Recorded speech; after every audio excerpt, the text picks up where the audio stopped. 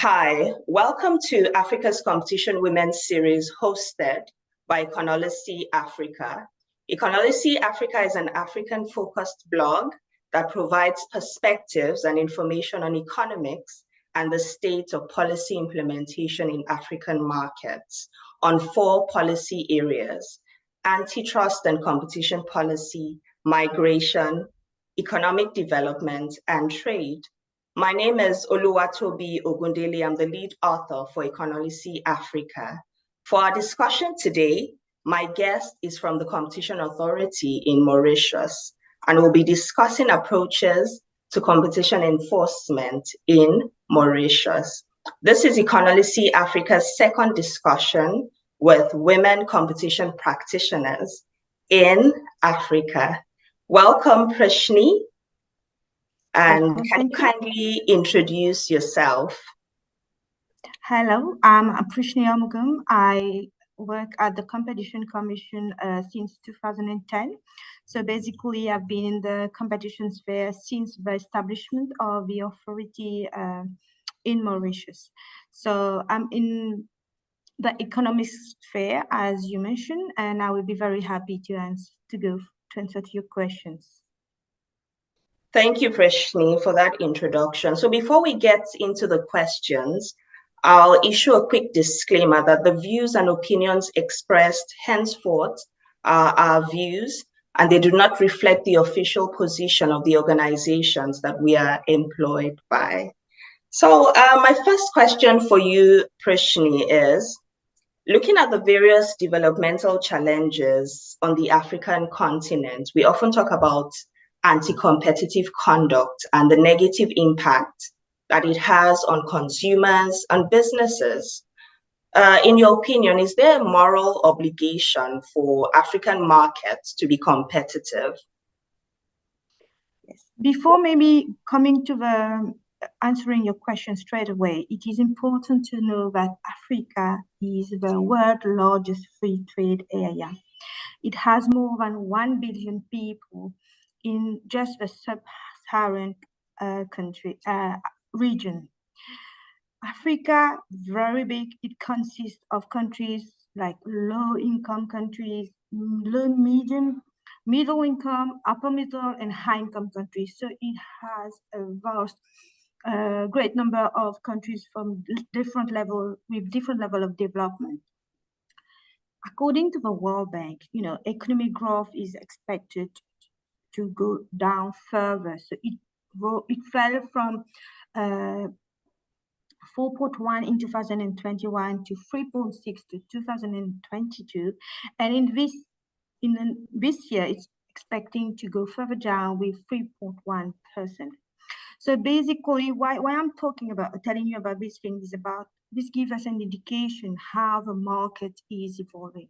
And when we're talking of developmental challenges, it is important to know that in Africa, we have like various issues such as like any country of the world, but a little bit more in Africa.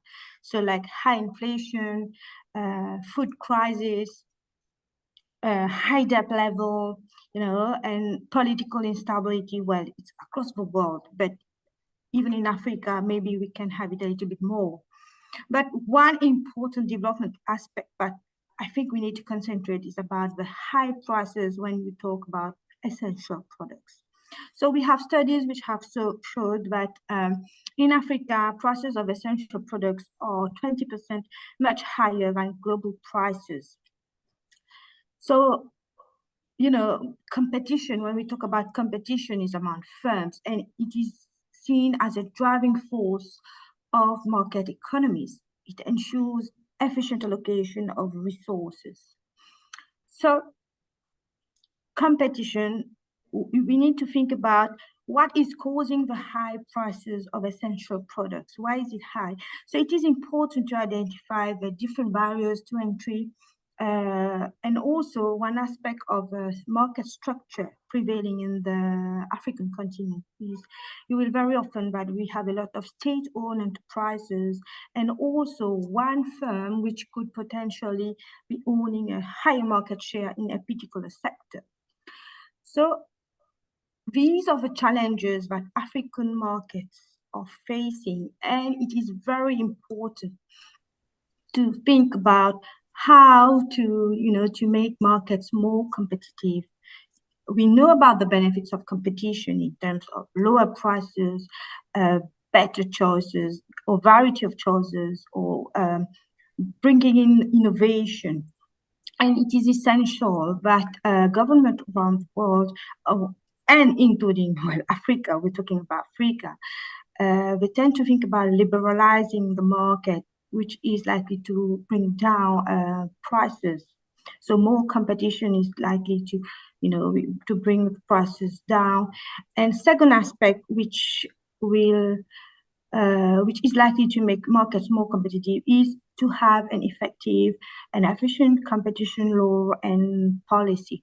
So it is very important for African countries to look into principally these 2 points so as to be able to make the market more competitive.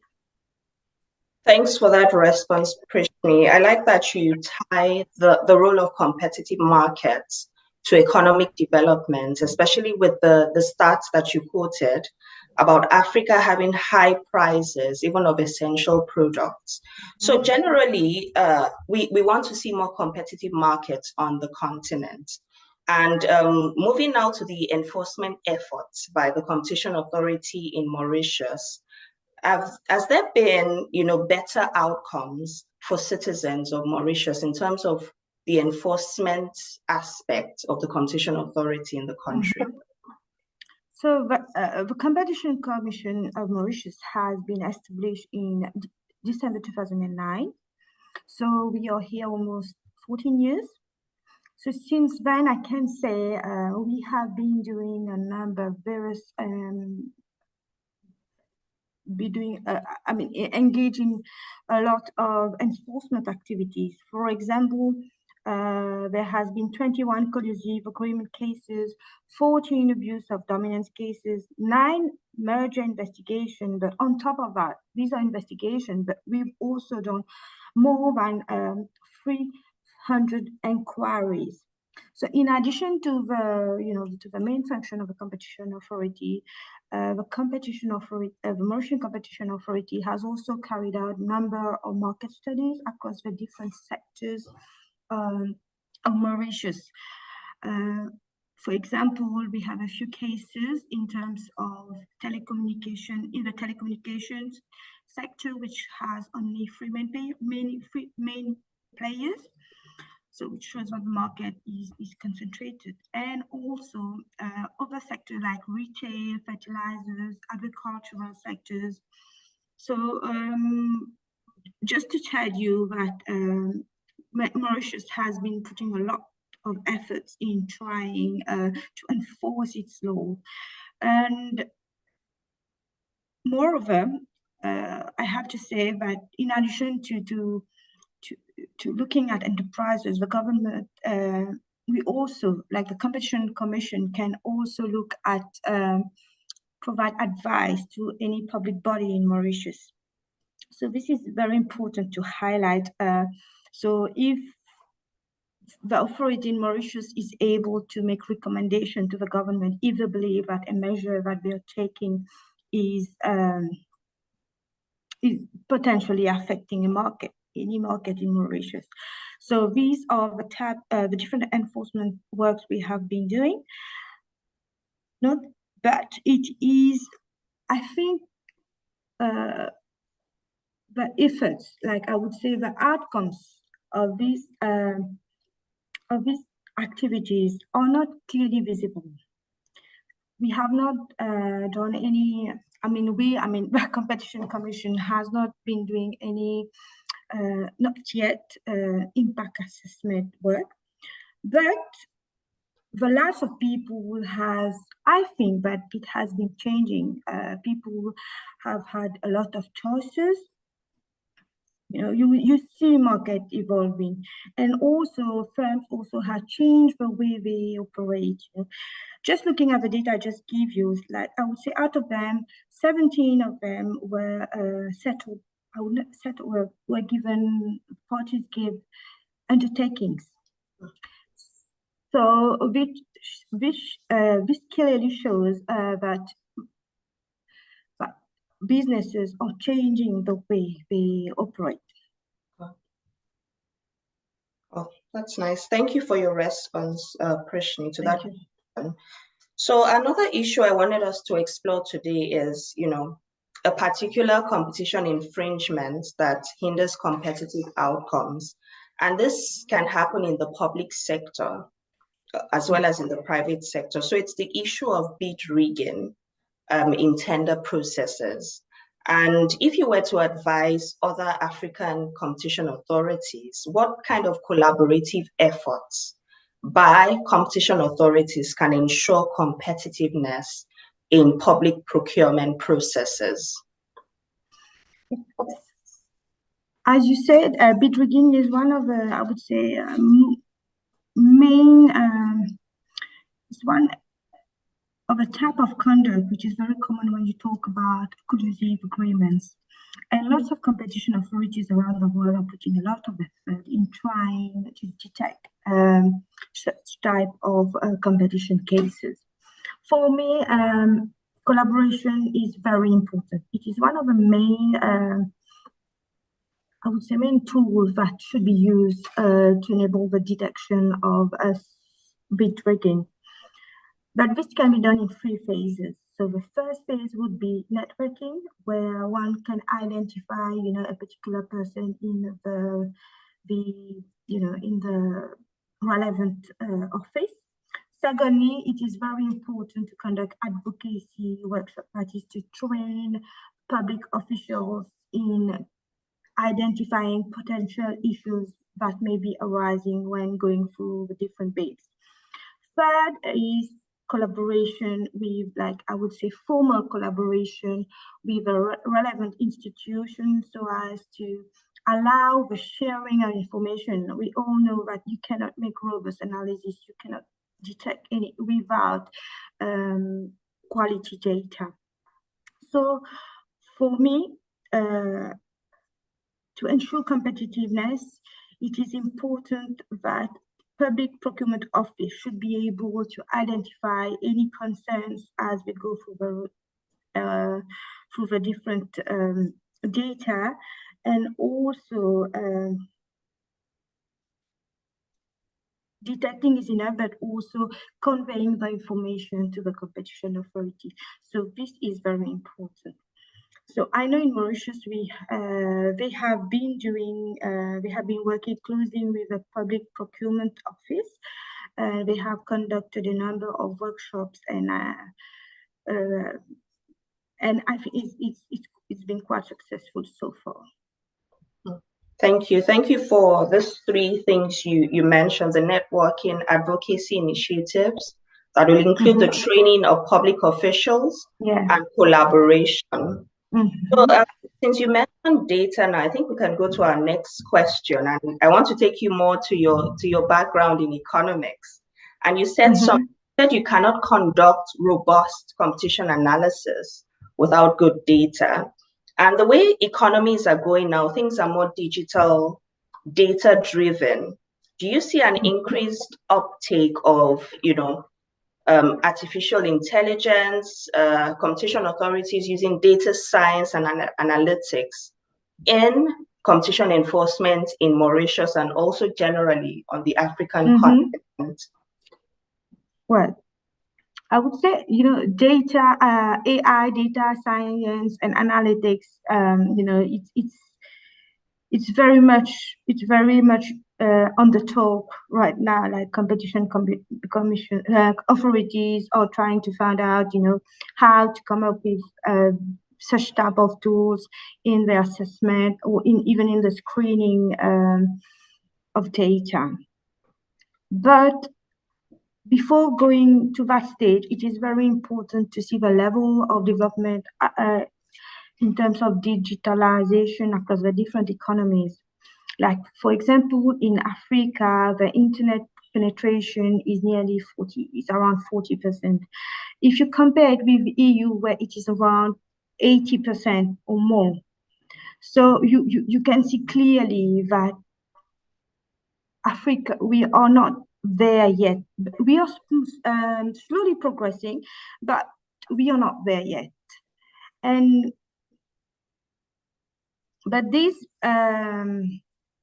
methods like AI, data science, and analytics would be very useful when we conduct like market power analysis, market definitions, or even in the detection of content, screening of content, which I think Brazil is already have a tool, and I think Singapore as well. So these tools are really essential, but it is important to take things when we're coming slowly, because markets in Africa are still not yet digitalized. I mean, I'm talking overall Africa. So now it's coming. Even in Mauritius, we have an internet penetration around 60%. So with the COVID, the market is evolving rapidly. Yeah, with the COVID, we have lots of online platform which has cropped up, and it is important for competition authority. That said, it is important for competition authorities to come up, to start training their staff in terms of assessing digital markets, to get prepared, because it is coming soon. Yeah, thank you for that response, Prishnee. And I like that you mentioned that even though competition law and policy is important, but it will seem that it has to work hand in hand with other economic policy. So the internet one you mentioned, the Competition Authority obviously cannot provide internet for the people in Mauritius, but there has to be internet available so that people can access information, and then competition authorities can also do their work well. So other policies, industrial policy, economic growth, and other things have to work hand in hand with competition policy, it will seem, for holistic development.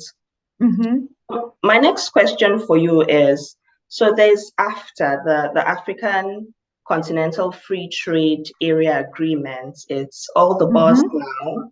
And this envisaged supranational competition authority by AfTA will oversee the competition protocol in Africa. What were your initial reactions when you heard that AfTA was going to have a competition authority? Were you excited about it? Or did you think, oh no, I'm not sure if this will work? So can you tell us your initial reactions to having that one competition authority for the continent? Well, I think it is an opportunity for Africa. It is an opportunity for Africa because, as I said at the beginning, the African continent is one of the world's largest free trade area, which covers 1.2 billion customers, and with an estimated GDP of $3 trillion. So Africa, of course, it is very important to have a supernatural body, CA, because, there are, if we think of mega mergers or global cartels. So we've seen, for example, the merger case for the big Holcim Lafarge. So it was across different countries in Africa. So it is important to have a competition authority which is going to look across the cross borders cases, because I would say national competition authority, we're just bounded, to the country itself. So it's sometimes difficult. And if we look at roaming charges across different countries, this is also a difficult task, to determine where the conduct is, who is responsible for the conduct, because of all the different costs it entails. I would say cross-border, across-country costs. So then this makes it difficult. And with supranational CA, hopefully we'll be able to do such cases.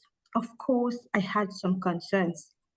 Yes, because Africa is not yet an integrated area. So intra-trade in Africa, it accounts for nearly 16%. So if you compare it with other areas, it's around 50%.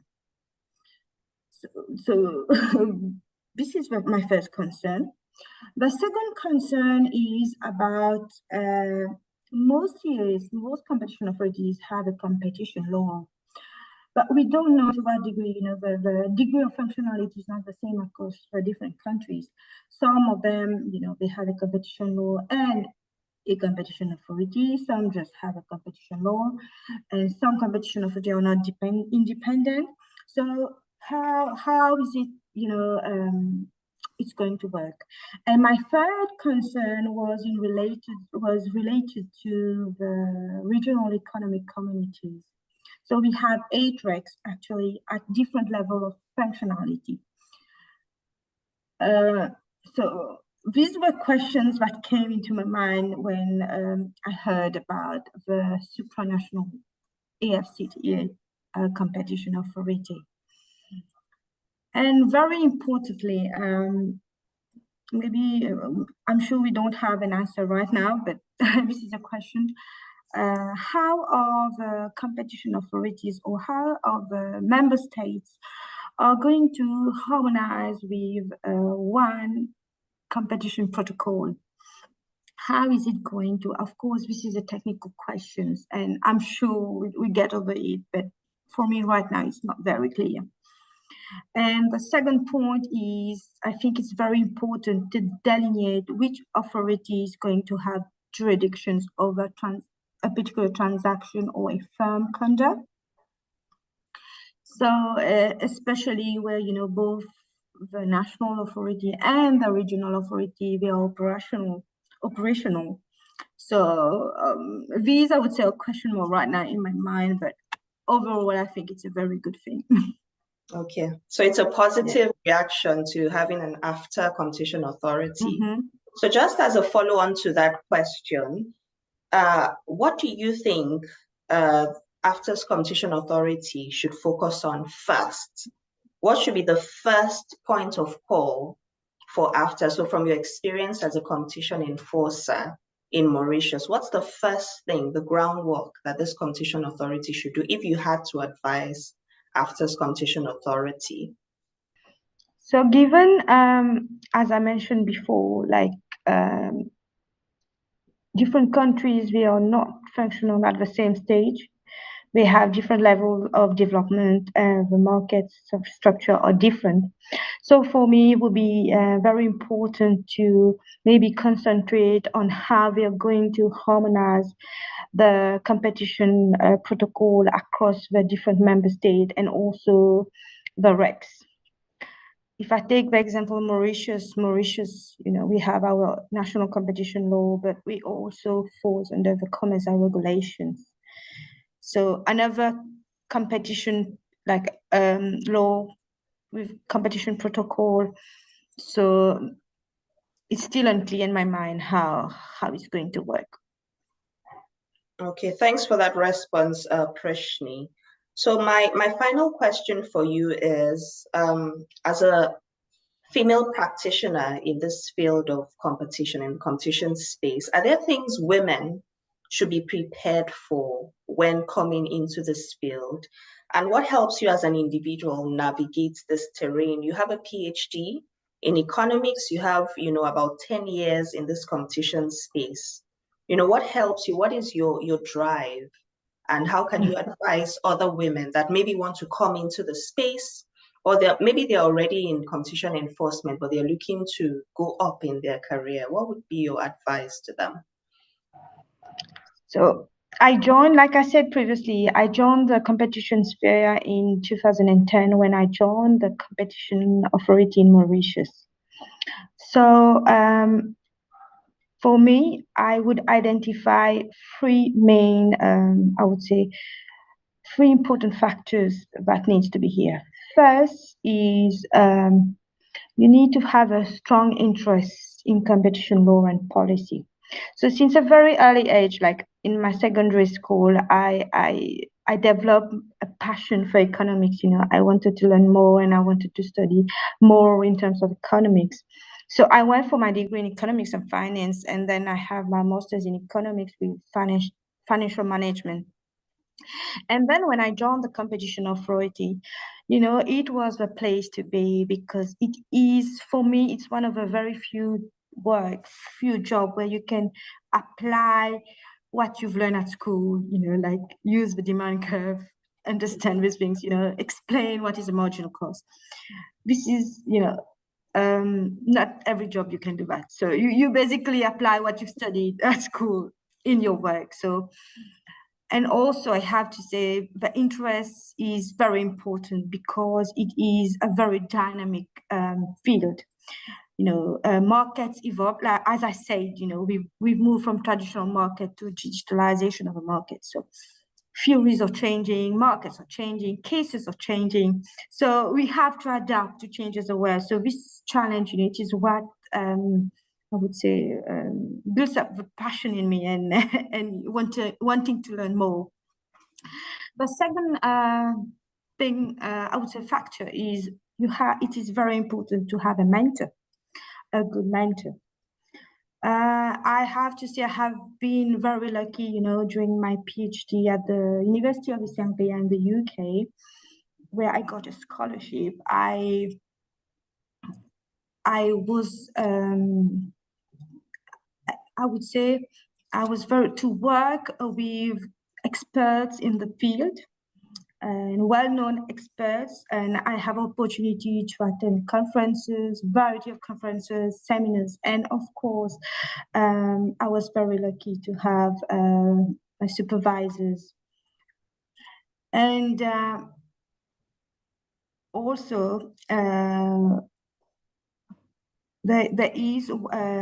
this is my Professor Stephen Davis, who's looked up on me since starting on my PhD. Of course, my other two supervisors, I have Bruce Lyons and Franco Mariazu, who have assisted me. But Stephen Davis have acted really, has guided me even after my PhD. Guided me in my good and bad times. And I think this is very important to have someone by your side, and especially when you're young in the field and they have so many years of experience. I think this is very important, and, telling you not to give up when you want to give up. So this is very important. And this gives you the drive to go further. And my third point is about experience. So as I'm saying, as you go along with over 14 years of experience in the field now, so you see lots of stuff. It's very important to get experience with cases, as well by, having the opportunity to work or go in other authorities. For example, I was seconded to the competition in Competition Commission of South Africa for a few weeks. I have also been on internship at the Office of Fair Trading while I was in the UK. So all these, brings valuable experience where you can really apply it later in real life, in life circumstances. So basically, I would say these are the three factors or three things that has helped me navigate the terrain. Yeah. So do you have to be an economist or have a legal background to work in the competition space? People often ask me that, do I have to be an economist or a lawyer? What is your take on that? Well, I would say it's very important to have both. Well, I'm an economist, but this doesn't prevent me from learning the law. I mean, you need to be able to interpret, because when you're doing an assessment, it has to fall within the law, within a certain clause. So both, I would say, they are complementary. So if you want to, like let's go the other way around. Yeah, if you're a lawyer, you have to understand what is a market definition. You have to understand what is a theory of harm. So you can't just concentrate on the legal without understanding, demand and supply, or So it's, for me, economics and law, they are complementary subjects to be taken on board when entering the competition sphere. Thank you very much, Prishnee. This was an amazing conversation, and I'm sure that people that will listen to this or read about this will be inspired by your story and your experience at the Competition Authority in Mauritius. Thank you very much for joining us for this conversation. Thank you.